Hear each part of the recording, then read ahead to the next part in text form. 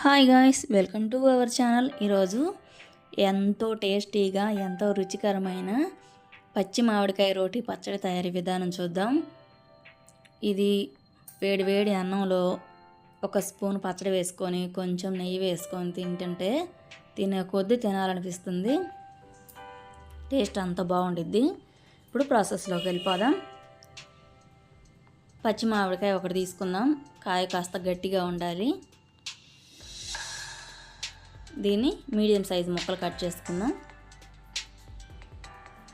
ఒక 30 వరకు ఎండుమిర్చి తీసుకున్నాను. మంట తక్కువగా ఉంటాయి ఈ కాయలు. 1/2 టేబుల్ స్పూను జీలకర్ర వేసుకుందాం.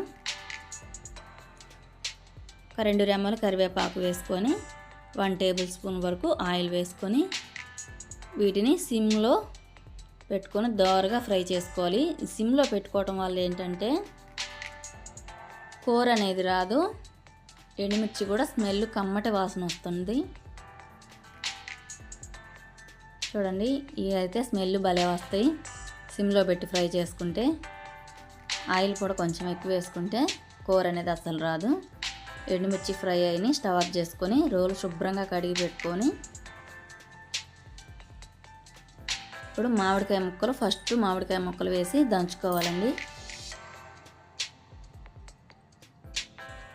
ఇవి అన్ని ముక్కలు ఒకేసారి వేసి దంచితే ముక్కలు అనేవి ఎగిరిపోతుంటే ఒక్కొక్కటిగా వేసుకొని దంచుకుంటే ముక్కలు అనేవి ఎగరవు.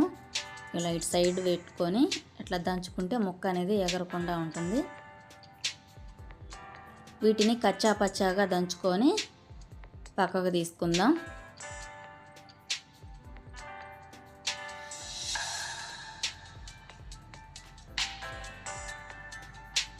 చూడండి, ఈ మాత్రం దంచుకొని పక్కకు తీసుకొని ఇప్పుడు ఎండుమిర్చి వేసుకుందాం.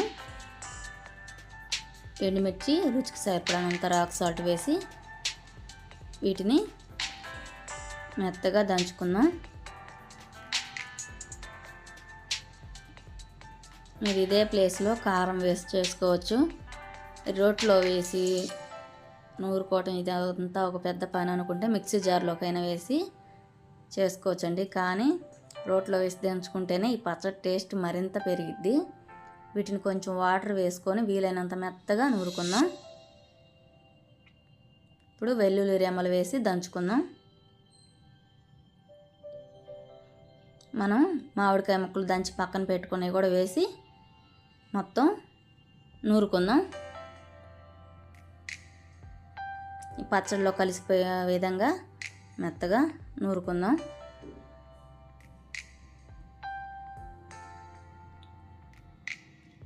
చూడండి, ఇక్కడ అక్కడక్కడ పలుకులు ఉన్నాయి కదా, ఈ తింటుంటే నోటికి తగులుతుంటే టేస్ట్ చాలా బాగుంటుంది. ఎవరైనా సరే ఆహా అనాల్సిందే ఈ పచ్చడి తింటే. టేస్ట్ అంత బాగుంటుంది. ఇప్పుడు ఉల్లిపాయ ముక్కలు కూడా వేసుకొని మరొకసారి నూరుకొని ఈ పచ్చడి అంతా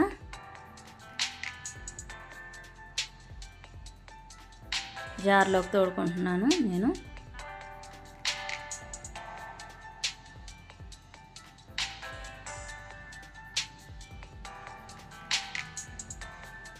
చూస్తుంటేనే నోట్లో నీళ్ళు ఊరిపోతున్నాయి.